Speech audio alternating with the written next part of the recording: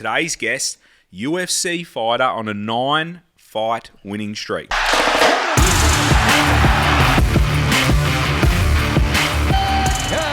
I can put you on your back and you can't move, bad luck, you lose every fight.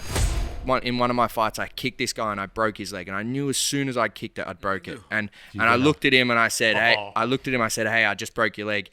Where I thought, which eye is it? And I'm like, it's that eye. And I just went, boom. And I hit him and it just split. Give it up for the Bacchus Marsh born PharJack, Jack Jenkins. Yeah, Jackie boy.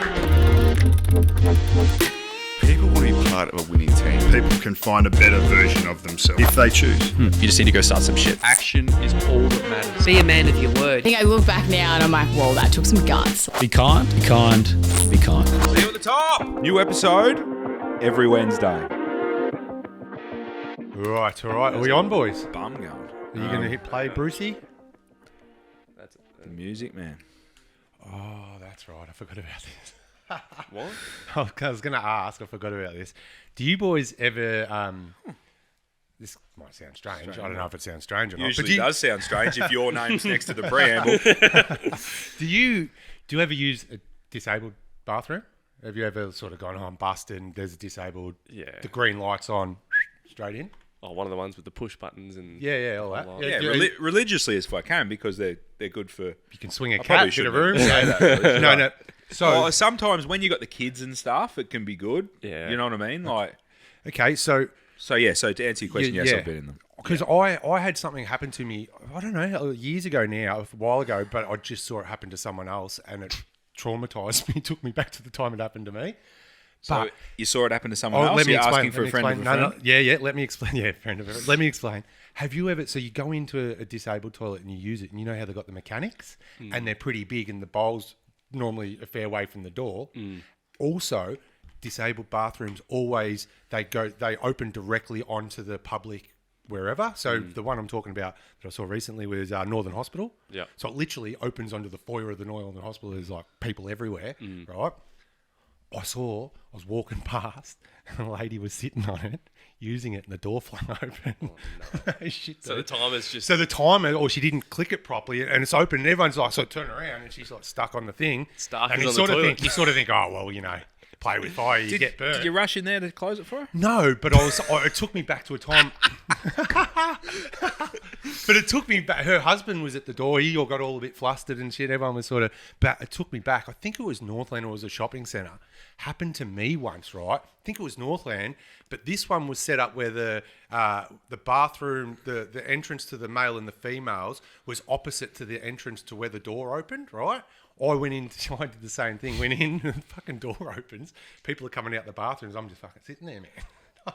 Yeah. I genuinely reckon I've done it before, like out like in a park or something. Yeah. You got those ones and the automatic doors. I've done it. It feels like an eternity for it to close. Waddled over and shut it. So that was my next question. Do you sit there and patiently wait for it to close and just sort of say hi to everyone? Isn't the button right next to the toilet? No, because the button's over near the door. Or do you get up and try and cover yourself and waddle over to the door and get it and start pressing the button? I reckon you waddle. Oh, I don't trust it's going to shut. Yeah. It feels like I can tell you if you from want experience. Something done, Benny, you do it yourself. Well, that's what I was going to say. I can tell you from experience. I took the one where you waited, and it felt like an eternity, man. So you're just making eye contact with everyone while you're sitting there on the dunny? Pretty much. Anyway. I just saw it. I'd forgotten it happened to me before, but I genuinely try not to use them these days from that experience. Oh, wow. So, yeah. Right. So that's good work, Benny. I did have another question as well, if you've got a minute. If it's quick. Have you guys ever thought about, has anyone ever spoken to you about the significance in like numbers and stuff? Like 1111, 111, 444? Does that ring in any kind of bell? Yeah, everyone always says 1111 make a wish. Okay, is that what it is to you? So, yeah. Well, yeah. Oh, yeah. Everyone's got a lucky number, don't they? Well, not a lucky number, but I think there's like significance, like spiritual and... No? Okay, go on. I just wondering, because 1111 I got told about, my mum's not around, right? And since someone sort of told me about it, it keeps fucking popping up. And for me, they told me it means that someone's here, someone's with you, someone's present. Yeah. So I was just wondering if... So is that when you notice that it's 11:11? Yeah, so whenever it's 11:11, I feel like... Something like 11:11 pops up there. Yeah, it pops up there, pops up there. It could be sort of anywhere and stuff. 2 minutes. Yeah, I can actually show. 2 minutes. You know what? Yeah, true. 2 minutes, we're on, boys. True. Well, you know what? The funny part is, PK, and you can vouch for me, you can see my phone, but I've been taking photos and shit very weirdly, man, over the last few days. 444, that's a 444, that's an 11:11. I must admit, I like seeing those little coincidences. What's that? That's another one? 444? Yeah. Benny, my birthday's 10/01/01/01. Is there anything in that? What's yours? 10/01/01. No, well, fucking, not that I know of. But, well, is that a thing or not? Or am I tripping? I think. Oh, it's not up my alley. Depends who you To talk each your to. own. So I'm trying to figure out whether it's real or whether it's a coincidence now that I'm aware of it, that I keep seeing Well, now you're looking for it. Yeah. Am I looking Law of for it? attraction. I don't feel like I am looking for it. I feel like it just keeps... Well, going. it happens. It happens. Like it's gonna happened happen in every 60 day. seconds. Well, you're waiting It's happened for a it lot, now. but you've never seen it before, have you? Yeah, true. Okay. Yeah. So now, like, it's like the red cars and that, you know. But I do like seeing that stuff. Yeah, I like it, and shout out... The fact that it's 1 minute away is pretty ridiculous as well. Yeah, well, true. Did you know that? No, I didn't know that. No, but shout out Dingo. 11:11. My mate Dingo's found. He's found the light. Oh, is this from Dingo? Dingers! No, I'd heard about it before. Now Dingo's found the light, and he's explaining it to me. I'm going, If it's from Dingo, it must be legit.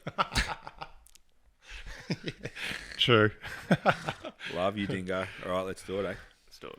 Welcome back to Australia's #1 podcast. We are the Little Fish. We speak to the big fish about town each and every week. Please like, share, subscribe, 5-star reviews, comments. We love it. Bruce is in there, chipping away. Say g'day. He says g'day. It's even exciting as he just did then.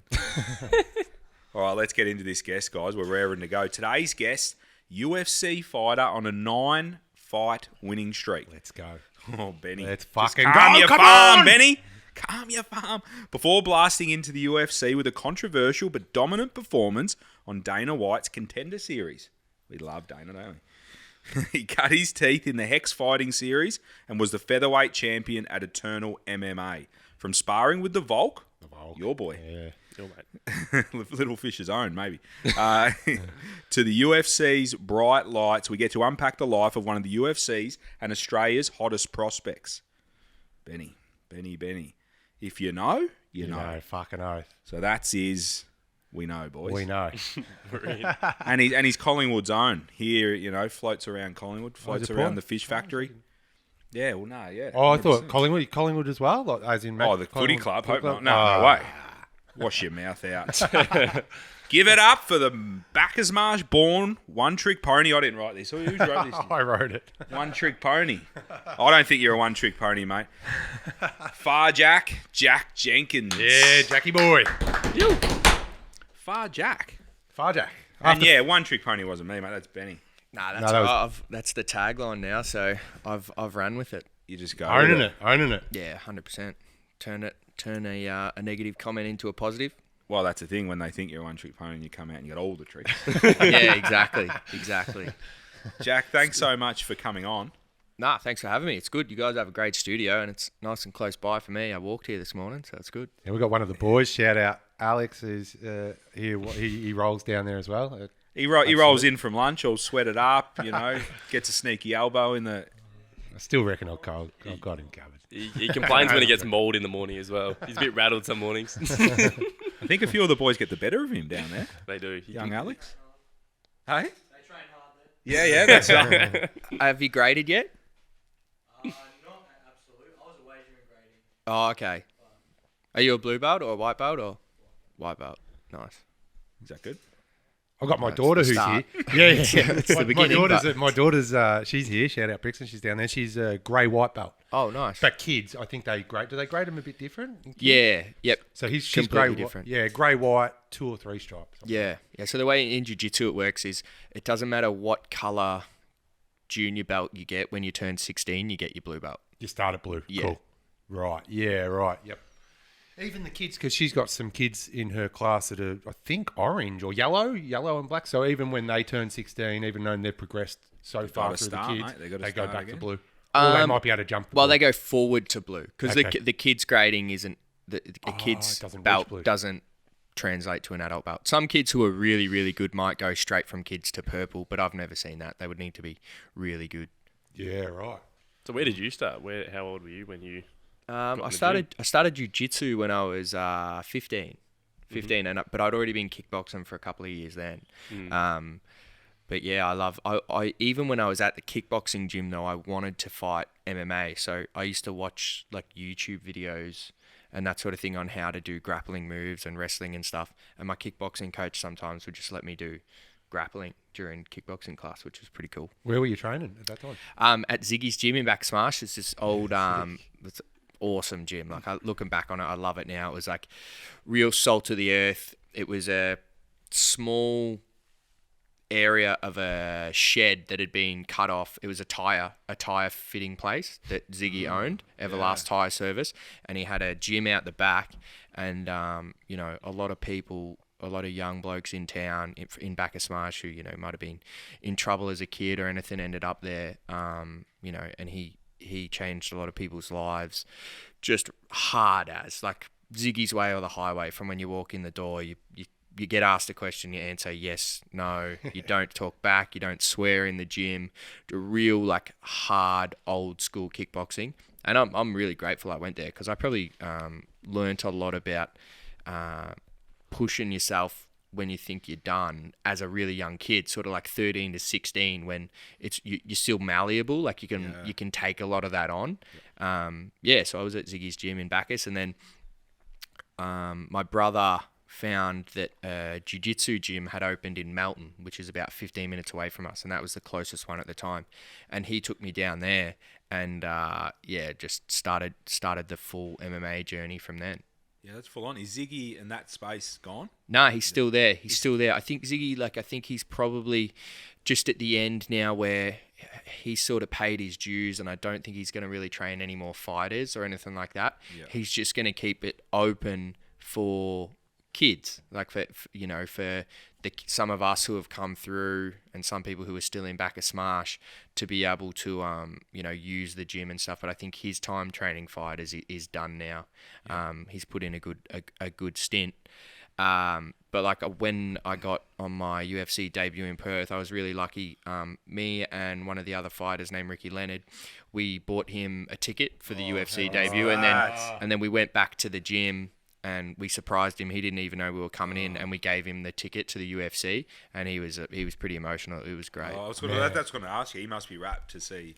You rubbed your eye then, PK. I thought you were well enough. No, I love that. Yeah, it is sick. Yeah, it was awesome. It's good. Like sick card as well. How good was that over in Perth, man? Unreal. What the hell? Yeah, it was a lot of people I've spoken to. Like I've spoken to people who played in AFL premierships, who have been to grand finals, been to NBA games, and most of them have said that the Perth UFC was the best sporting event they've ever been to. Yeah, I know. Shout out Paddo.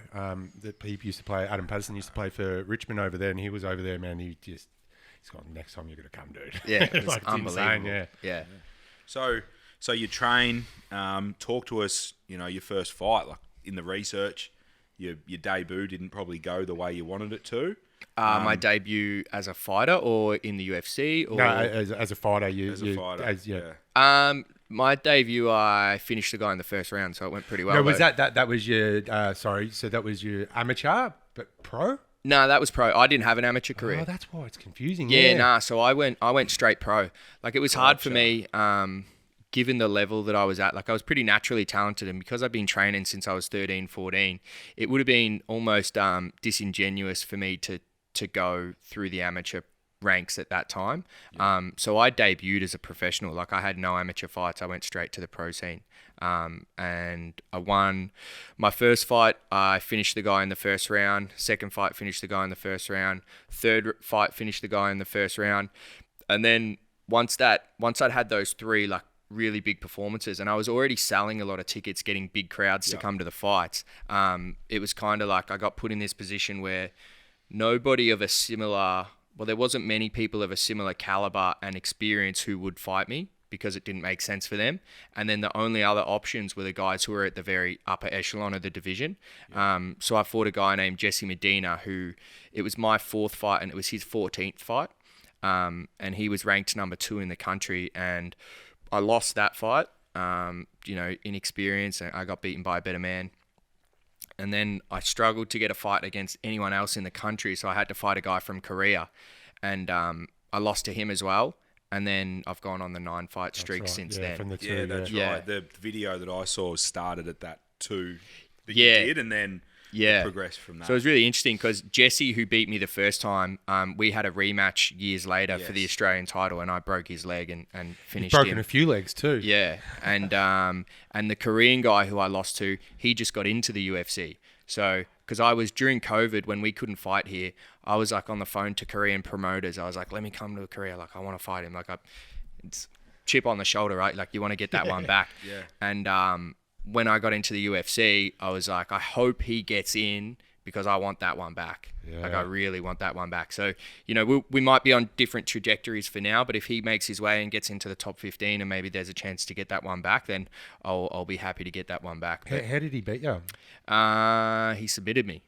What was the submission? Rear naked choke. Oh, Yep. bastard. Yeah, I saw that. Did you It ta- looked did you- awkward. It looked awkward. Did yeah. you tap or? Yeah, tap. Yeah, smart.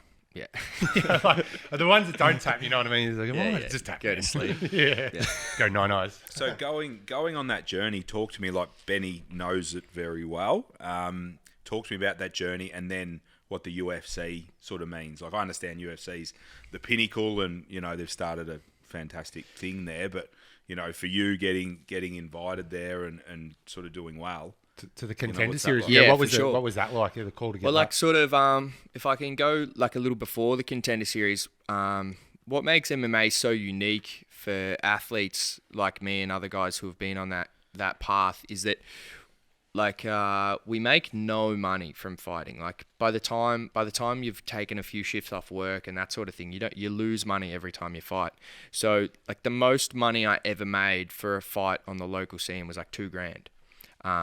And that's probably in the upper end for some guys. But in that, you still have to train twice a day. I'm still running like 50K a week for road work. So I was like pulling beers at the pub in Bacchus Marsh. I would train in the morning, train in the afternoon, and then I would start my shift at 5 at the pub, and I would work till like 12 or 1, and then I would go home and sleep, and then I would get up to drive back to Melbourne in the morning to train again, train in the afternoon, drive home. Professional athlete. Yeah, and you have to, it's really hard because you're expected to, and you have to be good enough to get there, live that life as a professional athlete, but there's no money there to back you to do it. There's no infrastructure that helps you. So yeah, it's hard, and it's really good. It's good character building. I think it sort of forges you in that, and the people who aren't cut out for it get weeded out really quickly. So I was on the local scene, still fighting for a while. And then I joined Absolute, which is in Collingwood. I was still training. My brother was mostly my coach. My brother was holding pads for me and doing that sort of stuff. And he had a kid, and then his life sort of changed, and he couldn't dedicate as much time to me. And, he was never a coach. He was just sort of filling a void because I didn't have anyone at the time. And then I joined the gym at Absolute here, and I've gone 9 in a row since then.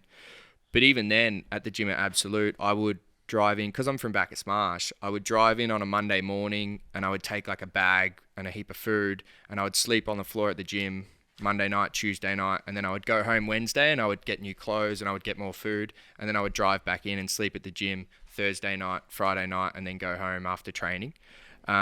So it's really tough to be a fighter on the local scene, and then once you get to the UFC, it's like, well, now it's similar, but you're just against the best guys in the world. So it's a daunting prospect for someone who wants to do it for a living. And you're still on a rookie contract in the UFC as well, aren't you? Yeah, I'm still on my base contract. Yeah. So I had the opportunity to renegotiate my contract. Most people will, and all the advice I got, I manage myself, I don't have a manager, and all the advice I got from managers and people in the industry is get off your base contract as quick as you can, because the sooner you get off the base contract, the quicker you start making more money. And after my last fight, I could have gone and asked to renegotiate, but kind of like I worked so long to get here, I didn't want to throw all my chips in at once, so I held back, and I'm backing myself and taking another fight on ship money in Sydney, because I feel like I'm going to have a big breakout performance there, and then I can Fucking go! Come on! and then I can sort of sit at the table with the guys and be like, because Dana's coming to this one, Sean and Mick will be here. Hunter already knows me. Do you know Hunter Yeah, Campbell? yeah, it's Hunter Campbell, So Sean Shelby. Yeah, so Hunter's already fairly aware of who I am Yep. and what I'm about, but it'll be good when Dana's here and I have this big performance. And I think once they see the way the crowd interacts with me when I walk out at a venue and see the performance I'm going to put on in Sydney, that's when I'll sit down at the table and go, all right, let's renegotiate now, rather than throwing my chips in on 2 fights. Yeah, pulling the trigger Who's too the early. poor guy in Sydney? Sounds like he's... His name's Chepe Mariscal. So Sorry. He's really good. He's fought. I think on his record, he's fought like 6 or 7 guys who are already in the UFC. He's tough. He trains with Justin Gagey. Really contrasting. So what's name's his coach? Trevor Whitman. Trevor Whitman. Maybe. Team Elevation doesn't really work like that. They all kind of come together, but they all have different coaches. So he might be Trevor Whitman. He might not be. But yeah, so Chepe's coming down September 10th, and we'll see how we go there. But as far as styles go, my last fight, Jamal Emmers, that was the hardest style for me personally. I deal really well with guys my height. I deal really well with grapple heavy guys. I deal really well with tall guys who are Muay Thai fighters who kick a lot.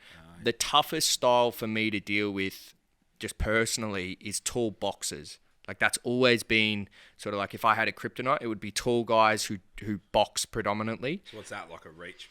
It's just the way I stand, the way I change stances. Obviously my stature, I'm not super tall for a featherweight. That's just the most difficult angle for me to play. And that's what I had in Jacksonville against Jamal, a tall guy with really good hands. Whereas now I'm coming back to Chepe, and Chepe is about my height, and he's a little bit more wild, and he punches and kicks, and his boxing isn't super clean. It's more of a wild style, which is like I'll be like a surgeon in there. Like it'll be straight. Yeah, you're going to piece him up. Yeah, it'll be straight up the middle, and it'll be over. So is that just to get the boys up to speed. sort of- So one of Jack's, from what I understand, one of his greatest strengths is his fight IQ, man. Yeah. So and which is the same as Volk, right? So the best fighters, they're smart, man. They can see what they're going to bring, and they know what tools they've got. And Jack, that's the funny thing about the one-trick pony fucking thing, and why he leans into it, because he's the opposite of that. Yeah, 100%. Jack's actually the opposite of a one-trick pony. He can do it all, and he can do it all at the right level. And So these guys come along. You can analyse what the other bloke's doing and adapt. Yeah, so I'll give you an example. So in my last fight against Jamal, I went to southpaw, so we're in opposite stances. He was the orthodox, I was southpaw, and he threw a cross at me, and I pulled back from his cross, and then I threw a left cross, and I heard his coach yell at him and say, "You've seen the counter now, so you know what to do." So I immediately thought about what his coach said, What he knows he's gonna and do. I said, well, he's going to pull off my cross and counter again with a cross, so he's going to go cross, pull, cross. So instead of pulling off his cross and throwing a single, I pulled off his next cross and threw a cross hook. So it's like there's like massive levels to the game, man. and that was an interaction, and that whole thing went through my head in about half a second. That's what I was going to say. That's a split Yeah, it's second like- muscle memory. Yeah. Fucking bright So lights. like this, it's so deep the way the game works, and a lot of people, like, you see people just punching each other, and you don't realize there's like so many split-second decisions that are happening, and the difference between winning and losing is often one split-second decision where you make the wrong one. Correct. And that's why you're backing yourself, right, Jack? Because you know. If you know, you know. You know Yeah, what I mean? exactly. If you're looking at the other guy and you go, I know, man. You know your capabilities, and you can see. If You can, just need to execute. you just need on to go your out end. and execute and stay in the moment and do what they train. But yeah, that's sick. So I got a question. Is it so you speak about there's a bit of natural talent at the start, and then that analytical sort of brain comes in as well while you're fighting. Does instinct come into it as well? Like when It's hard to instinct and natural ability are probably similar. One thing about instinct is like, how bad do we swear on this show? No, it's fine. Go. Right. Ask this guy, yeah. we've got I have a lot of guys who are like quite athletically gifted. They just got no cunt in them. Like they just don't want to they just don't have that Yeah. Like you have to have a little bit of enjoyment in beating someone. Yeah, like you yeah, have yeah. to have that. you're smiling during your fights as Yeah, well. like I there's so many guys who come in and that you watch them hit pads and they're really good on the pads, and then they're like six-pack ripped up, like athletic dudes, and then it gets a little tough, and I'm like, Warrior, man, and I'm warrior, like, dude, oh, yeah. you don't want this. Like, and then it's like the ones, all of us, like everyone in the UFC is like that, right? Like you don't get to the UFC without having that in you. But in terms of instinct, I think having that killer instinct and wanting to, being willing to like really put it on someone, and even in training, like I struggle sometimes in training. Like if I'm getting the better of someone and my coach is like, come on, let's go, you got to work your stuff. And I'm like, I don't know, this guy's not up to it. I'm not going to, I'm not. I struggle with that. Whereas when I show up to the fight, I'm really good at flicking the switch. Like in one of my fights, I kicked this guy and I broke his leg, and I knew as soon as I kicked it, I'd broke it. And I looked at him and I said, hey, I just broke your leg. And he looked back at me and he goes, did ya? And I'm like, yeah, and I'm gonna keep kicking it. And he looks at me and he's a dog too, and he goes, fair enough. and then I kicked it one more time and he was like, I'm done. Is it a true stat that you broke 4 legs in a row? It wasn't 4 in a row. It's 5 out of the last 7. 5 out of the last 7. Yeah. That's crazy. Yeah. That's and my stat. leg kick, like, Is this so, the one-trick pony that just Yeah. my leg kick isn't even my biggest weapon. What would you say apart from, because I reckon your fight IQ is? Yeah, fight IQ is my number one attribute. But in terms of if I just had to pull it down to like single weapons, my left kick is better than my right kick. Okay. And what would you say is your favourite martial art? Probably Muay Thai. Yeah, right. Yeah. So most people say jiu-jitsu, would you agree? Or a lot? It depends. Yeah. I don't know. Jiu-jitsu, there's a lot of jiu-jitsu guys who, like, jiu-jitsu's like a cult. Like, he knows. Yeah. It's like people get involved always in... thought he was a bit weird. Yeah. People get involved in jiu-jitsu and they just live and breathe it. Like, it's crazy. Like, you got like these like 40-year-old dental technicians who are just like walking around with shirts that it's like tap or snap, like give up, and it's just, and then they like, you got guys who go to like 4 months of BJJ and then they change their Instagram handle to like Nathan Jones _BJJ. Like, they just love it. So you can see why a lot of people get on that. But no, I love the Muay Thai. What would you say is if you were? And this is always I think this has evolved over time in the UFC. But what would you say if you obviously these days the Volk's a good example and you're another one. And Izzy even is. You've got to be well versed in you can't have any weaknesses. Yeah. But I guess a lot of people do have strengths, and they're obvious, like you say, coming up against a wrestler, coming up a jiu-jitsu guy or whatever. What would you say now? Because there was a time when I guess like Cormier and that wrestling was winning with Khabib and Cormier, all of that, John Jones. What would you say would be, if there was one skill, would be the most dominant skill at the moment? It's still wrestling. Still wrestling? It's still, if somebody can, like, that's just human combat, right? If I can put you on your back and you can't move, bad luck, you lose every fight. Yeah, right. And vice versa. If I can stay on my feet and force you to do what I want to do, then bad luck for you. So it's still wrestling, and I don't think it will ever change outside of wrestling, because if you can put someone on their back, you can control them. Once you take somebody's feet out from underneath them, they have no ability to produce a lot of energy, a lot of force, right? So as soon as you don't have your feet underneath you, your ability to knock me out goes down to essentially zero. Yeah, the odds start. Yeah, to the odds swing the other way. So it's still, if you look at all the divisions, still it's guys who can wrestle that are on top. And it's the guys that can wrestle, or the ones that can stop the takedowns. Or right? ones who are good at anti-wrestling. Which would be like potentially like an Izzy. Yeah, Izzy. Yeah. Izzy's a G. He's so good at it. Oh, like yeah. His ability to stop takedowns from really high level wrestlers is incredible. Yeah, it's crazy. Hey, Jack, I'm interested, like you talk about coming in from Bacchus Marsh to the Collingwood gym, sleeping there. That can't have been always an enjoyable journey. There must have been times where you go, am I going to do this? Am I going to continue doing this? Whether you speak to people around you, your brother, where are we headed with this? Talk to us about those times that potentially it wasn't going to be, or has it just been so laser focused the whole time? See, that's where, like, I think in my head, I've always been a superstar, right? Like, I've always genuinely had this belief that, like, I was meant to be on the big stage and I was meant to do big things, and even like that's what people who are successful are always made out of. Like, it's easy if you come in, like it was easy for me when I was 3-0 and everyone was starting to say, look at this kid, like he's pretty good. It was easy then to go, I'm going to be in the UFC, I'm going to keep training. That like things are going, wow, it's super easy.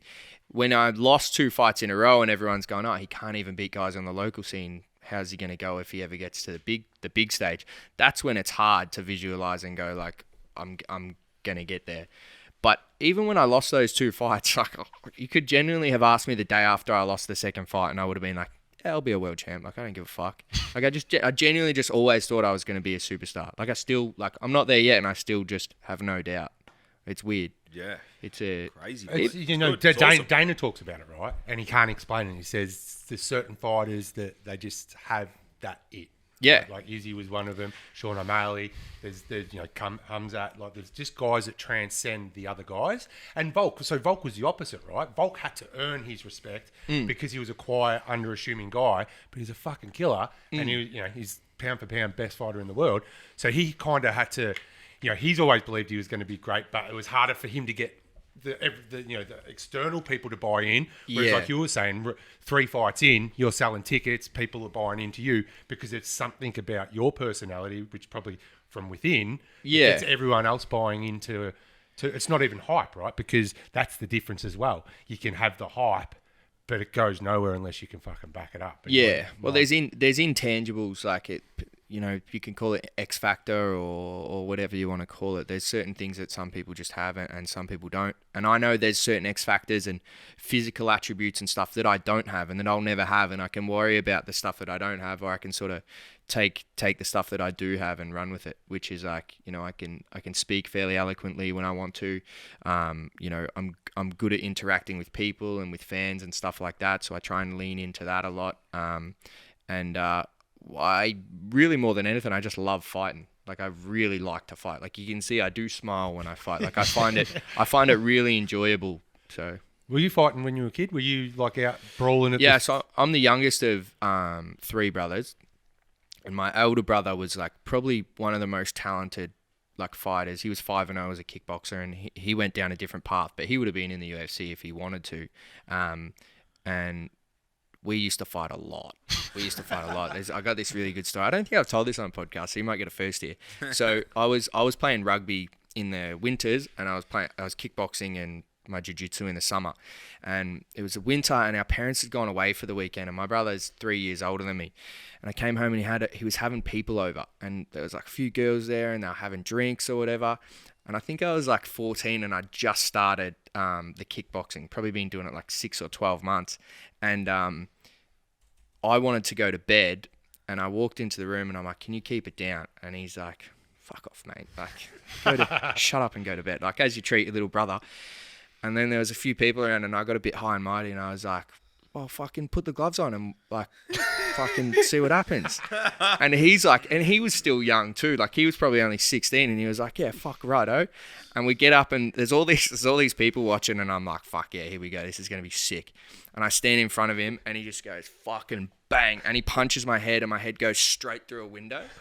And then my head smashes through the window, and everyone just stops, and it's dead silent. And he takes the gloves off, and he's like, "Go to bed." And we tell mum that we were just mucking around and I accidentally pushed you. And I take the gloves off. I'm like, "Yep, sweet, mate." Straight to bed. So, yeah. Does mum know yet? Are we going to send no, her? Mum probably doesn't. Mum probably still doesn't know that. She listens. My mum listens to literally every piece of media or podcast or interview that I do. What's so your mum's She's name? sending you the Her bill. name's Jo. Yeah. Shout out, Joe. Let's go. It was actually funny.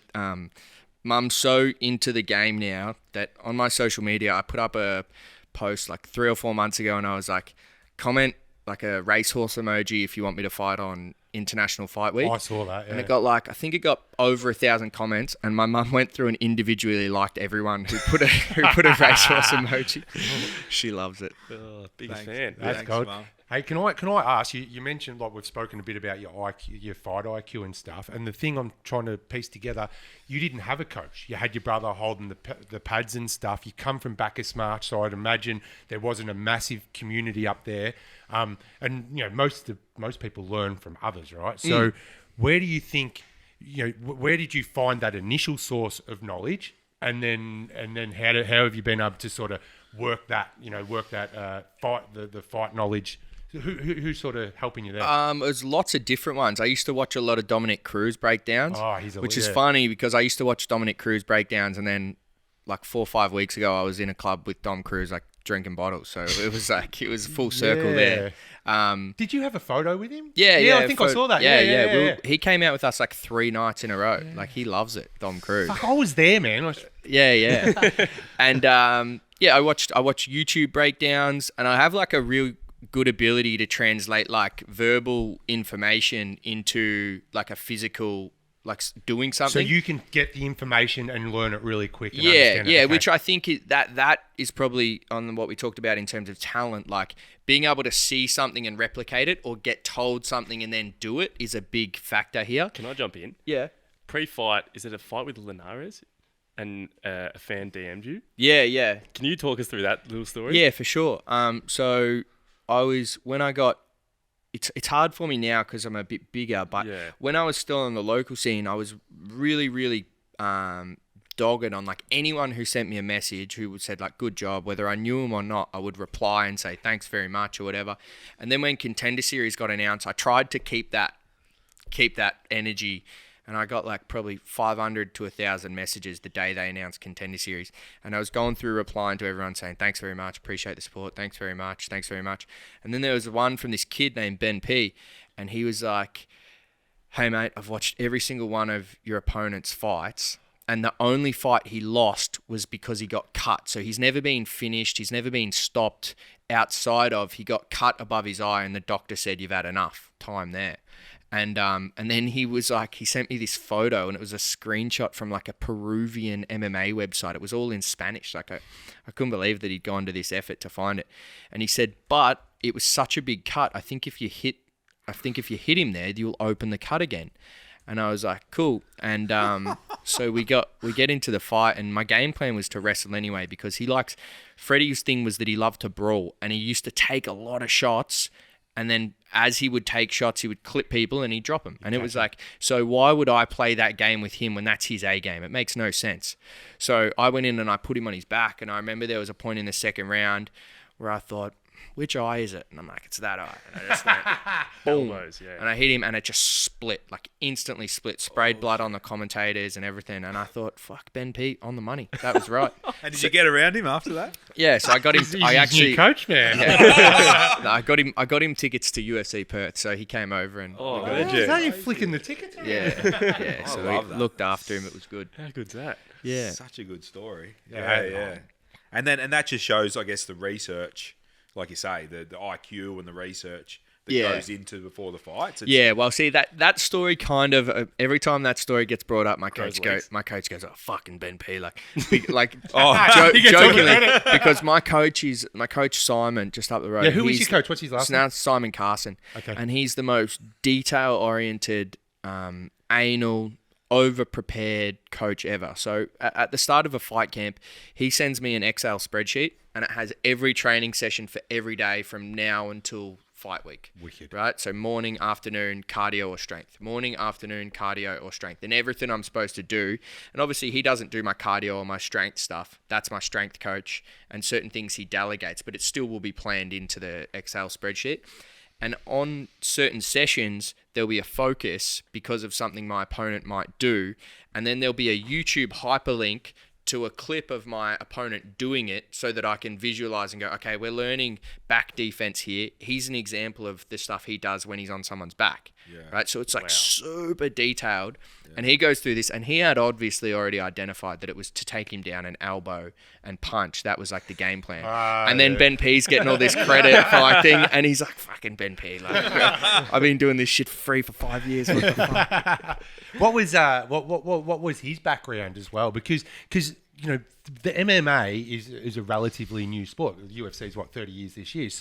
So what was his experience and background, and how did you find him as a coach? I found him because after I lost those 2 fights, we kind of sat down, and I was at a gym called Metamorphica in Melton, which I was the only fighter in the gym. So it just made no sense. And Heath, who was coaching us in our JuiJitsu and stuff at the time, he had and he was really honest about this, which is hard for a lot of people to do, to have a talented kid who you can attach yourself to, right? And he had no interest in doing that. He said, I don't have a stable of fighters, and I don't have the will and the time motivation it would take to take you to where you can go. So eventually you're going to need to go somewhere else, which I think is like, shows a lot of grace and humility from him to do that. Yep. So we sat down and said, where do we go? And there was an opportunity, Absolute, the gym up the road, had a scholarship opportunity where they were going to send someone to Thailand. And I went to this day, and it was like a trial day, and there was a few other people there, and I just like mopped up everyone else who was at the trial. And then they rang me that night, and they were like, "Oh, well, you can go to Thailand." And whereabouts in Thailand you go? In Phuket. Yeah, right. Yeah, we have Absolute has a gym in Phuket. Yeah, right. Yeah, so I went there, and since that day, I've gone 9 in a row. And it's been huge for me. And Simon's background, like his military background, he's a jiu-jitsu black belt. He fought on one championship. He's had his own success. He came to it a little bit too late to take it as a full career as a fighter. But I think that sometimes the best coaches don't come from being the best fighters. Like I honestly don't think I'll be a great coach when I finish. Like I think I'd be good at it, and I understand the game, but I don't have this big drive in me to take other people to that level. Like I'm more focused on me. I'm more like it's selfish thing, whereas Simon's much more focused on building up everyone around him. That's probably true, right? If you think about the best or the biggest, you got Eugene Behrman. I don't know if he was a fighter. Yeah, he was. He was, but he never fought in the UFC, but he was good. He fought for a long time. What about what's the name? Trevor Whitman. Yeah, I don't know if Trevor had fights or UFC fights, Mendes, but a lot of these, you're absolutely right. Like a lot of these guys that are the best coaches, like it's not like George St. Pierre now has this stable of fighters. Like there's no Anderson Silva guys coming up where he's in the corner. I think it's a certain temperament to be able to be patient and give that knowledge in a way that people take it. Do you guys, with the camp, because what I've noticed with the Volk and the city kickboxing guys and stuff, so with Lopez and they help each other out and stuff across camps. Is that something that you guys do as well at Absolute? Yeah, absolutely. So we like Volk comes down to Absolute, trains with us. I was going to go up. The last couple of times we've tried to do it, it just hasn't worked out because, like, obviously Volk was getting ready for Yair, and I'm not Yair's build nor his style, so it just made no sense. And I was fighting Jamal, and Volk wasn't any of that style. So while we could go and get really good rounds with each other, it made no sense from a style point of view. Yeah. But Volk, Volk will come down whenever he's got time, and I'll go up there. And one of my training partners is over at CKB now. Who's that? Khan Offley. He's really good. I think there's a good chance you'll see him on the Sydney card. So we haven't got like an official relationship with them or anything, but if any of those guys, so the Aussies all stick together, which is what I love, right? Me and Volk have spoken about it, where it's like we always help each other until we have to cross that bridge, if we ever have to cross that bridge. Where of course, because you're on I've had that in my nerve. I nearly missed that because you're on a crash course. If Volk stays where he is, you're heading like a rocket ship into the 15, and then eventually. Yeah, towards the Volk, man. It feels funny, like when I got asked that question a couple of times, and it feels like you're standing on the shoulders of giants, like throwing stones down at them, you know what I mean? Yeah. Because Volk's done so much in the sport, and I've had 2 fights in the UFC, so to even have my, from an outside, just on paper point of view, to have my name mentioned in the same sphere as Volk is like, you can almost look at it and go, fucking grow up. But on the other end of it, Volk was just me earlier in his career, 100%. Right? So we got asked, I was sitting next to Volk. We did the ticket launch in Sydney last week, and I was sitting next to Volk. And I knew, because Volk and Ty had a few more interviews than me, there was a bit more media stuff they had to do. So I said to my handler, can I just go and hang out with the fans, like in the crowd? And she was like, you can't go over the barricade, but you can just go talk to them. And I went and talked to the fans, and this one kid was like, pumped, and he was like, fuck, FharJack, you're my favourite fighter. Can I get a photo, get an autograph? And I'm like, course. And then we went up and we did a fan Q&A, and this kid I can see him in the line, and I'm like, oh no, what's this kid gonna ask? And he gets to the front of the line, and he goes, this is a question for Jack. And I'm like, here we go. And he goes, when are you going to smash Volko and take his belt? Volk would have loved it. Yeah, and I'm literally sitting next to Volk, and we're really good friends. And I go, do you want to answer that one, or do you want me to? Because we've had the conversation. Yeah, of course. And he goes, you go. And, I said, my favourite fighter growing up was Jose Aldo. And Jose Aldo defended the featherweight belt 7 times. Volk's defended the belt 5 times. In a perfect world, Volk defends 2 more times. Maybe he has another go at the lightweight belt at some point in there too. He's at 7, Jose's at 7. When he goes to defend it 8 times and break the record and become the unequivocal GOAT, I would like to fight Volk in Melbourne for that belt. Let's go, dude. So then and you the have, Volk's up for that as well? yeah, so the Volk he sat next to me and he smiled and slapped me on the leg and was like, yeah, so we have no qualms about, like, there's no animosity in saying that he's the champ and he's got the gold and I'm someone coming up who wants that. So it's not because you got the Aljo thing, right? Because that kind of annoys me a little bit, the Aljo and Marab, and I do understand and respect it a bit, but it's a sport. Find out who's the best. I think the slight difference between that is, like, those guys know each other inside out, so they train together every day. That's true, right? yeah. And they're like, Volk and I are really good friends and occasional training partners. We're not really good friends and teammates for years, right? So it's slightly different. And we were out, like, me and Volk went to Moonee Valley races one day and then went out one night, and we were sitting next to each other and we had a conversation very similar to that, which is that Aussies and Kiwis will help each other right up until the point where we have to cross that bridge. Yeah. And if that bridge never comes, good, we helped each other and we gave everything to try and bring the best out of each other. And if we do have to cross that bridge at some point, then so be it. Like, yeah. But the Izzy and Whittaker one was probably the only one that they had the animosity and they never really got the chance to, I guess, probably... Yeah. They never trained together, were never friendly. And if you look at Izzy and Whittaker, like, they're just such different characters. Yeah, true. Like you couldn't imagine them sitting down and having a coffee together or going and having a beer together. They're very different people. Whereas Volk and I, like, both love footy, both love getting on the beers, both, like, very similar fight IQ, very similar mentality to the way we approach it. Same weight class. Yeah, same weight class. Like, you can see why we get along. You can see why, I look up to him and model myself on the way he's done a lot of things. So you can see why Izzy and Whittaker were just kind of at each other a little bit. Yeah. But I like both of them. I think Whittaker's a great guy and Izzy's one of the... Good fighter too, man. That was heartbreaking... 290. Yeah. I was gutted, man. Because you sort of get used to with Whittaker. You get used to him winning, man. So you're just thinking he's going to fucking get it done every time, Yeah, I think he was just up for too long, to be honest. Yeah. Yeah, I think his prep was too long. I think he probably went in underdone. Not underdone, sorry, that's the wrong word. I think he went in overdone. Overdone. He looked leaner than he usually looks, which for some people that's a positive sign, like that they're in shape. But for some other people, I think he probably just overtrained a little bit going in. His camp was a little too long. And do you talk to Whittaker? Do you talk to him at all? No, we're not friendly like that. Yeah. I talk to him at events and things like that, but that's the only time I would talk to Whittaker. I was going to ask that. Do you remember, because you were there at 290 as well, do you remember the young Aussie Shannon Ross? Like his fight? Like, for me, like, I was there and I was pumped he was the first Aussie fight. You're following the Aussies and stuff.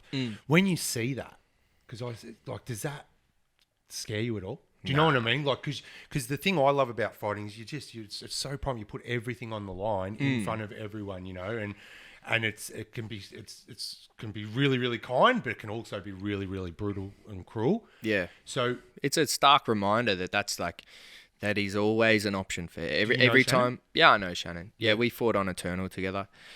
Look, because I look at him, right? He was on a little bit of a losing streak. He's over there. Your career, you've put everything in. Yeah, he's got kids. The pressure. And devastating. stuff. Like, I look at that. I really struggle with. I struggle after fights. I'm really good at flicking the switch, but before and after fights, sometimes I struggle with. My opponent. One example I gave is when I fought Freddie. He was from Ecuador, and I was looking up. Like, before the fight, I was looking up, and I realized that the difference between winning or losing for Freddie was like. Our fight purse was like the equivalent of an average salary in his country, or even more than that. And I really struggled getting myself into a headspace where I wanted to take that away from him, given that, I do have other opportunities here and that sort of thing. And, you look at someone like Shannon and you watch from the outside in the stands, and I know the backstory. I know what he went through to get there. I saw him get KO'd and he didn't move for a long time. Yeah, and it you was think fucking and you hard. think about his wife sitting there and she's thinking about their kids, and it's But the craziest part, which is spot on, but it's the build there as well, right? He's on the Volk's card. He's getting press photos with the Volk. That's where my mind went. So he's got his big opportunity, and then it's just brutal. You get knocked out. And and you make half half the money. That's even. You make half the money to Dana be only away pays from your fuck family. Dana. He only pays you half if you lose. Man. Yeah. So did you know that, PK? So in the UFC, you get a show and win. So you get show money, which is half, and you only get the win money, obviously, if you win, man. So you only get half your money unless Stakes you win. are high. Stakes are high, Dana's man. putting it out there. So can you share anything about Shannon's little journey? Is it was there something specific that? Look, there's certain things like, Shannon had a tough fight. The night I won my Australian title, Shannon lost his Australian title to a guy named Steve Erceg, who's now in the top 15 in the UFC. Yeah. He had, and then he went away and won one fight, and then he lost on Contender, and then he lost on Perth, and then he lost in Vegas. And it's brutal. And at the top of the sport, the very best people in the UFC, it's murder as well. As soon as you sign that contract and you're in the UFC, it's not no easy fights. It's not the end of that. It's not like I'm here now, I did it. Yeah. It's like, well, now you've got to fight the fucking best guys in the world. So like I said earlier in the potty, it's a daunting prospect. So I think Shannon, he's been knocked out a couple of times now. He's probably at that point with his kids and that sort of thing where he needs to decide what he's going to do. Was that was his last fight on the contract? I don't know the details of his contract. Yeah. But he needs to take, if he does fight again, he needs to take a long time off, and he needs to figure out what he's going to do. That takes us. Sounds like a young man's sport. I feel like if you get the family involved and stakes get high. Like you guys are going in there, and a lot of bad shit can go on, no doubt. Oh, 100%. Like I like to have the mindset, the killer mindset when you got the kids at home. Yeah. So like I'm a fairly jovial character, and I spend most of my time being really optimistic and happy and talking about all the good things. But when I lived in Thailand, one of my best friends from Melbourne, he came to Thailand to live with me, and we shared a bunk bed in our little bungalow at the gym. And I flew home to fight on Hex, and he was supposed to come with me, and his fight got cancelled, so he took a fight in Bangkok instead. And he flew to Bangkok and got hit with an elbow, and he had a brain bleed, and he ended up in a coma. And that happened about 3 months before COVID, and then we couldn't get him home for COVID, and he sat pretty much as a vegetable in a vegetative state in Thailand for 3 years, and then we only just got him home at the start of this year. I remember that. And now he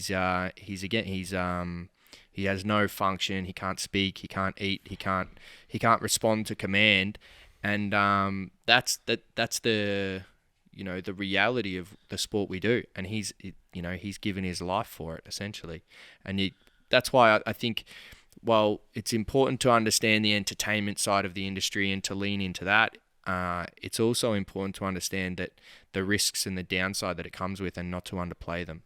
Yeah, wow.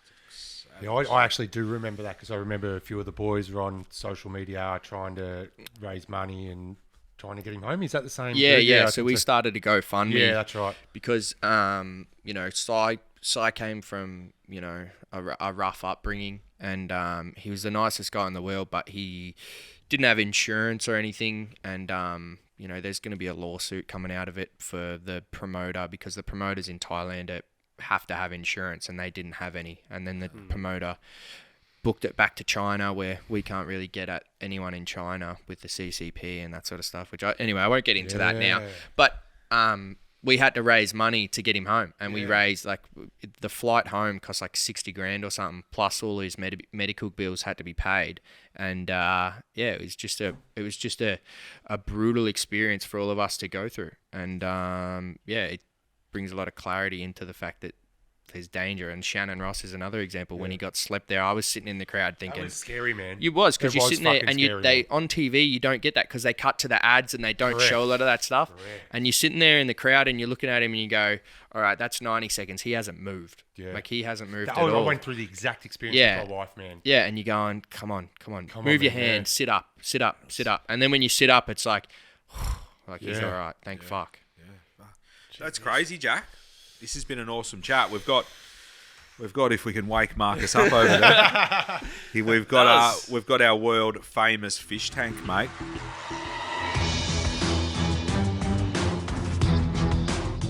Where someone from our awesome community, they send in a business idea, and we So we're like Shark contemplate it. Tank, We're right? like Shark Tank. You're all over it, mate. I'm Kevin O'Leary if this is Shark Tank. Well, this is the fish tank. You can be Jenkins. You're Mr. Wonderful. Yeah. And I'll show me the money. That's the only thing I'm interested in. I think Jack's taken to it better than anyone. Yeah. All over it. Yeah. Over to you, great man.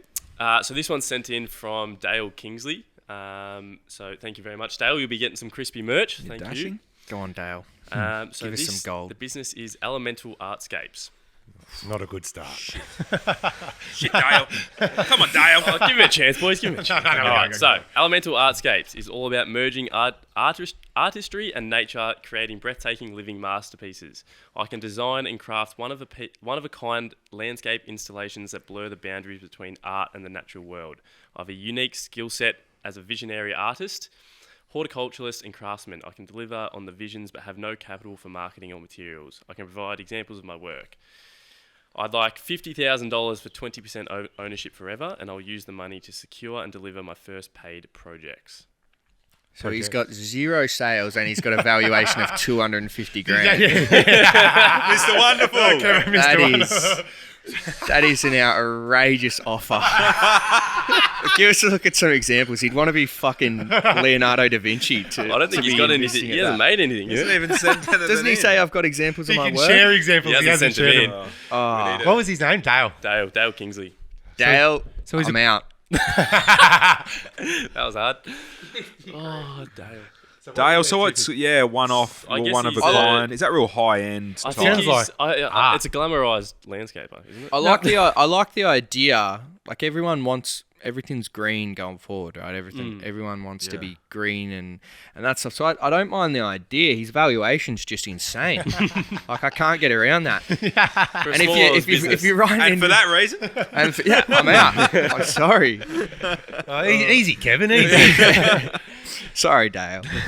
I reckon he's onto something as far as arts go. That's cool. That sounds cool. I don't know if I'm visualizing it right, but I'm visualizing big walls with crazy plant designs and shit. Which I'm sure he'd be charging a mint for it as well. well, I think if he's you going to have get into to. that He's going to point, have to Ian, fucking Well, make it work with his have valuation. you seen how much they charge for like flowers at weddings and shit now? Yeah. So I can see why he's coming out. Like, it might cost 50 grand just to get the fucking plants in. Yeah, the way they or charge just the for frame. flowers. Just the frame. Yeah. Well, if he plays in the pointy end of the market, in a niche that he's very good at and he's sought after, and like anything you do, you get to the pointy end. There's riches for everyone, but he needs to. I reckon he Needs needs to to get do his some. craft out there. Yeah, I reckon he needs to do some free ones Some first. pro bonos. Some pro bonos. Yeah. man. Maybe you could Build an get Instagram one. page. Like we got a bit of space for greenery in the little fish potty. The fish doesn't mind a bit of green. Could send something in. Maybe Yeah. get the boys interested. I don't mind that. I trimmed Bit of that, man. exposure. So we're not. We're not. Jack straight out, you boys. Money under the mattress, mate. Bit of work. Wish him all the best. And genuine to try and give him some value. There's a way to do this. Pro bono, do it yourself. Even if they're only small ones. Create a portfolio. And get it going on Instagram. Yeah, I'd be way more inclined if I had something to look at. Yeah. Maybe something. We definitely, Because he could just be like a genius. Could just be like you look at it and you go, I need that in my house. Yeah, because if you're Maybe good, he's a weapon. it'll speak for itself. Yeah. And Yeah. the people will share it. And maybe the valuation stacks. No sales. Free No sales. revenue, mate. Yeah. So, all right. Well, thank you very much, Dale. Unfortunately, Jack's not in, but we wish you the best of luck. If you have any other business ideas, send them in to pitch@littlefishpodcast.com. Don't be dissuaded by me. I'm just a fucking fighter from back of Smush. So if you got the dream, Fucks go people for up it. for a living. If you got the dream, chase it. Yeah, 100%. That's Right, it. well said, Jack. Thank you very much, Jack. That was good. I just want to talk about your what you're doing at the moment. You spent a bit of time with the NELK Boys, Salim and Cousin Jay. That's Yep. pretty cool. Yeah, it was pretty sweet. And then obviously you're prepping for a fight as well. So Yeah, so I had He's on the piss with the boy. No, I was like, this is cool story. So when I won my Contender Series fight, I like to think ahead, like I like to plan for the future. And the NELK Boys brand is fairly similar to mine. It's like gambling heavy, hang with the boys heavy, that sort of thing. So one of my friends was playing football at UNLV in Vegas at the time, and they just launched Happy Dad. So I rang my friend and I said, hey, come to the fights. Here's a ticket, but smuggle in a couple of cans of Happy Dad in your jacket for me. And he goes, yep, sweet. So then I won my contract, and when Dana called my name and I walked through the crowd to pick up my contract, he threw me a Happy Dad. So I'm like, sweet. So I keep the Happy Dad, and then I cracked it when we got out the back. And when I did all my media interviews and stuff out the back, I was drinking Happy Dad. And then the guys who run Full Send MMA, which is the NELK Boys OG? journalism. Yeah. OG? Yeah. What's OG something? Yeah, something like that. Who runs their journalism thing. He's like, you got the Happy Dads? And I'm like, yeah, I got one of my friends to smuggle them in. And he's like, that's so funny. And he put it in the group chat with Kyle and Steve and Salim and all that. And then I got connected with them on social media, and I said, hey, look, I know I'm going back to Australia and you guys are here, but if you want to hook up and play golf, and I'll show you around. And then Salim messaged me right after my fight in Jacksonville, and he's like, we're going to come to Australia. We haven't decided what city to go to or anything. And I said, well, if you go anywhere that's not Melbourne, you're just wasting your time. Like if you can only do 1 week, you got to come to Melbourne. And he's like, sweet, done. So they came to Melbourne. I organised like golf. I organised the clubs that we went to and everything. And You went to the Pies? Is that right? We went to Pies. Yeah, I'm good mates with Geordie, so he got us into the rooms and stuff, which was cool. And we had a great time. It was really good. So that was one of those things. It came to fruition for me there. And now how good are you though? That fucking because you orchestrated planted the that. seed early. Yeah. And then those boys are coming to watch my fight in Sydney. So Kyle and Steve and So the whole Salim, lot's coming out. the whole team are coming Steiny. over. Yeah, so and they'll be good. Dana will be going, why are you going to Sydney? And they'll be going, we're going to watch this fucking Jack kid. I think he's on the prelims somewhere. Well, and Dana loves them, Dana will man. be like, fuck, for real? And then so That's few fucking eyes spot on, then, but yeah. that's spot on because Dana loves them as well, right? Yeah, Like, exactly. he's a massive, massive fan of them. That's crazy. But Wait, you create your own luck now. Will it Exactly. be on what's like Pay-per-view. pay-per-view? exclusively Put on the hat around and get it. exclusively on KO now. So you used to be able to get it from a few different channels, but Can't we you get it just on Foxtel anymore? main event and Main KO. event- main Main event event, KO. Fox owns Same KO. thing, yeah, true, true. But it's only through Fox and KO now. That was what we did the launch for in Sydney last week. Wow. And they're like, make sure you say KO, make sure you say KO. So it's on It's KO. on KO. Yeah. Shout out to KO. Did you see was the Volks mural still up there in Sydney? No, I didn't see it. We were at Circular Quay. I didn't see it. Oh, you didn't see No. it. Fuck, that's epic, man. That you've connected with the Happy Dad boys because you're spot on. You are. That's why they're on it as well, right? Because You'll be spot running on for their amok with brand. them. You've got What's one. that, sorry? You'll be running amok with them post-fight. Yeah, well, I fucking ran amok with Salim fucking 3 weeks ago. I'll What tell was, you he, that much. what was he doing? What was he doing in Melbourne? They were just filming content. How Like, old's that's Salim? just what Is they he- do. He's young as, He's mate. like He's like 20. 22. He's Yeah, 21, so yeah, young. yeah, he's young. But he's funny, man. Like, Yeah. he's just so enthusiastic. He loves the Like, fights. he was like so thankful for me showing him around. And he was, I brought a few of my friends, who were like sort of in that content space as well. And they all got connected. And it was just awesome. Like, the whole crew, the way they do things is really, really cool. They've figured it out. Absolutely. We need to get them on the pod. Boy. Yeah, well, when that video launches, that's gonna go big. Like, the content we filmed is fucking so it hasn't really come good. out? Nah. Oh, dude, and you're going to be in it. Yeah, I'll be like On the Full Send I'll channel. be the main feature, I reckon. Like, I spent nearly every day with them when they were here. So that's when, because you remember they did when they first hooked up with Sugar Sean, and they did that video with Sugar Sean in the back of the. So Exactly. There'll be Yeah. something very similar to that. But we did a lot. We played golf on the first day, which was fucking unbelievable. One of the best days of golf I've ever had. And then we went to the footy, and then they came to the gym, and we did some like training stuff. And then we went to Chapel Street. We went to the Osborne, and then to the Emerson, which was just fucking bonkers. Like, And they're getting I- recognised. yeah, fucking oath. Yeah. Like, Yeah. we were there, like, fucking all the Collingwood boys were hanging out with us, like the Dacos boys and Geordie and all that. So we had a bit of a big night, and yeah, I had to wrap it up after that because they ended up extending and staying for like 2 weeks. They were only supposed to be here for a week, and they just like, we love Melbourne. We're just Melbourne gonna stay. town. We're just gonna stay. And I was like, look, I'm back training. I was like, I can't come out the second time, so you boys are on your own. But they managed. Nice. That's Good awesome. that. That's awesome, Jack. Thanks so much for coming on, mate, and wish you all the best. the upcoming fight. We're going to stream it here, I reckon, Benny. Yeah, unless I end up on a plane, man, like I'm fucking tempted to go up there. Sydney. You got tickets yet? No, I haven't got tickets. You'll be fucked. They're sold out. No. hey, Jackie boy, but I know someone. I know I've got to connect that might be able to hook me up. Awesome. Have we missed anything, Jack? Anything you want to mention on the way out? No, not really. Can I ask one question? Yeah, though, of which course. Is going back into the thing. Really interested in you don't have a manager. Yep. What was the because again, Sean O'Malley, he doesn't have one either, but most fighters do, right? Yeah. What was the decision behind that? And have you been tempted to like Ash's? I'm thinking the Volks manager Ash. He's like. Ash is great. Yeah, he's insane. Ash is great. So he'd be I the think, obvious choice. okay, Tim Simpson's great. Ash is great.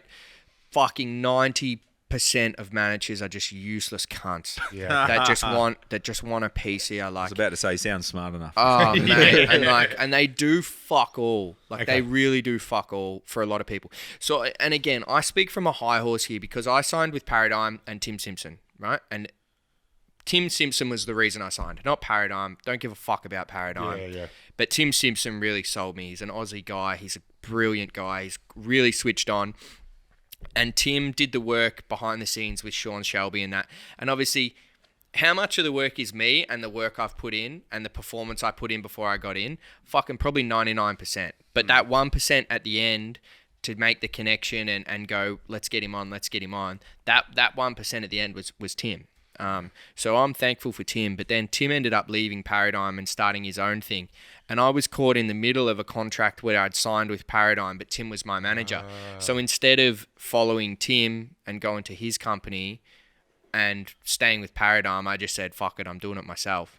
And, you know, a lot of the stuff that managers do at the entry level is they get you in and then they kind of just show you the ropes.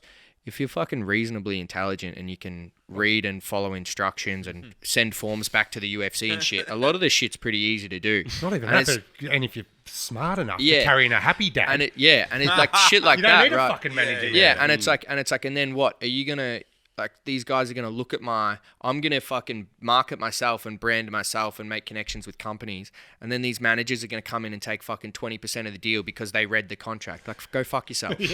And I've negotiated myself. Like, I'm about to do my first equity deal with a company that's starting where I'm gonna take a piece of the company at the start to be a brand ambassador, and I'm doing deals already where. And I actually enjoy doing it. I'm happy to sit down, and I get why a lot of people need that middleman to be able to say no. It's going to be more money, or it's going to be no. You can't have that. No, you can't have this. But I'm like, I sort of have the fortitude. I'm happy to sit there across the table from someone and go, hey, your offer's not high enough. Like, I think I'm worth more than that. Which some people are uncomfortable doing, and I'm like, fuck you. Like, I've fucking done this my whole life to get here. If you want me to work with you and I believe in your company or I believe in what you're selling, which is important, then let's work out a deal that's mutually beneficial. And every company I work with now is fucking brilliant. Like, I had, I love my horse racing. So I was pretty hot in the market for the gambling companies. I had like Sportsbet, man. Well, no, not Sportsbet. I had like 4 or 5 of the gambling companies here offer me deals directly. And I was like, well, I just said to them honestly, I'm like, everyone wants a piece of it. Everyone wants the signature and wants me to do it.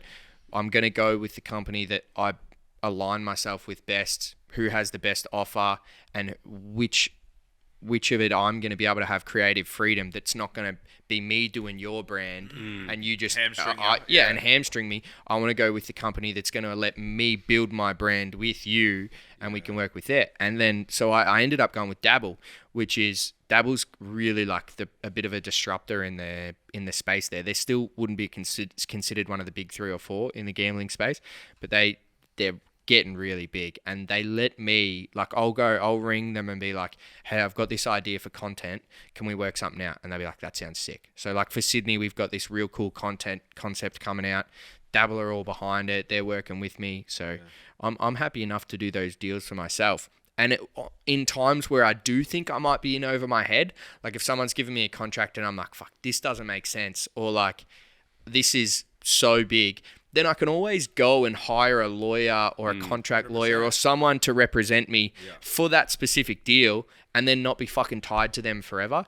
Like a lot of these guys are getting signed on 3-year deals where anything that happens inside that 3 years that you owe them fucking 20% for, and then 10% of your fight. It's like, we don't make that much fucking money. Like if you do a 10 grand deal, like 10 grand US, and then you've got to pay 2 grand to them and then 10% of your fight purse, and all they've done is look over a contract because the company approached them to get to you.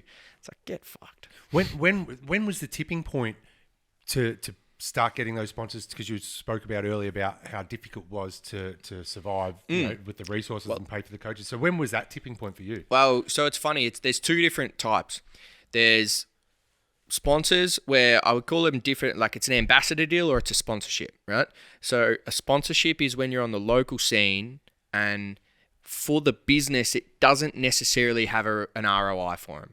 It's like a Brand recognition. Yeah, all it is, it's like, hey, we see you grinding, we want to help. So a real good example of that, there's a company from Bacchus Marsh called Shane Cook Homes. And one day, Shane and his mates, big horse racing guys, I used to love when they come into the pub. They know my dad. I've known him since I was a kid. And Shane and his mates were drinking at the pub, and I was getting ready for a fight, and I sat down and I had like chicken breast and broccoli was like my lunch on my break at the pub. And at the end of that night, Shane came up to me, and he owns a really successful company, and he's a great guy. And he said, "Hey mate, stop by the office during the week. We want to sponsor you. We want to help you out. Like, I see you fucking eating your chicken and broccoli. Like, we know how hard you work." So then he just gave me some money out of the company coffers and said, "Use that however you want. Like, use it for rent, use it for petrol, use it to pay for more gear, use it to pay for coaches, whatever it might be. We just want to help out," right? So that's a sponsorship, and that's one thing. Once you get big enough, then you break into the thing where, no, now I have value for your company. This is a very different negotiation, right? So I'm at that point now, but I wouldn't have got here probably without people like Shane and, Tripod Farmers is another one, good friends of mine who helped me out on that local scene. So you do need to have people backing you in, otherwise you... But that comes down to like what kind of person are you? Like I feel like you can talk and hold a conversation. And those guys like Shane, his son is a footy player, and his son was only a kid. So when he helped me out, like I started going down and holding pads for his son and helping his son get fit for footy and stuff like that. So there's always going to be a little quid pro quo. It's always going to be like, I'm going to represent your company a little bit, whether you like it or not. We're going to have a relationship. I remember like just little things, like a couple of companies sponsored me. So I made sure at Christmas, I got like a bottle of drink, and I wrote them a card to say how much I appreciated it. Went to their house at Christmas, had a drink with them. Like little things like 100%. that make a difference. Yeah. And then Shane and that, what's cool for me now is those guys that help me. I don't need the couple of grand that here and there. That back in there, it was life-changing for me. Like a couple of grand was like, fuck, that's another couple of months of being able to do this. Whereas now that wouldn't necessarily make a massive difference for me, but people like Shane and Carmel Ruffo and those people who helped me out, now I'm like, here's tickets. Like come to the UFC, and his son's like, I'm like, here, come do this with me or whatever it might be. Now you can sort of pay it back in a different way, which is cool. Yeah, that's sick. Yeah. I think it's good people helping good people. Always, you know what I mean? always find that if you're a good person, other good people will get around you. It finds its way back. Oh, definitely. Nah, nice work, Jack. You're on a wicked journey, mate, and you got your head screwed on, so I'm excited to watch. Yeah, we'll have a party. If we're not going to Sydney, we'll have a party. Yeah. It's a good venue here. You should do some like live we got decks things. on and stuff, big speakers. Have you got decks and shit? Oh, yeah, I got the decks. Can I hire this? You hire this joint You out? can actually, yeah. No, you can use it. You don't have to hire it. Just tell us when you want to use it. I've got an event coming up. I've got a big event. Will it be left standing when you're gone? No. It's only going to be 12 to 15 people. Yeah, well, you can use but it. I've already got an alcohol. 12 to 15. You got Geordie and Dusty. We're out. Fucking Salim. The NELK boys roll in and they're like, nah, fuck. We've seen the YouTube vids, mate. You're out. No, awesome, mate. Whenever you need it. But yeah, well done, mate. And yeah, all the best for the future. Let's go. Yeah. Awesome. Thanks, boys. Appreciate it. Good luck in Sydney. Please like, share, subscribe. Anyone that's going to get value. See you at the top. People want to be part of a winning team. People can find a better version of themselves if they choose. You just need to go start some shit. Action is all that matters. Be a man of your word. I think I look back now and I'm like, whoa, that took some guts. Be kind, be kind, be kind. See you at the top. New episode every Wednesday.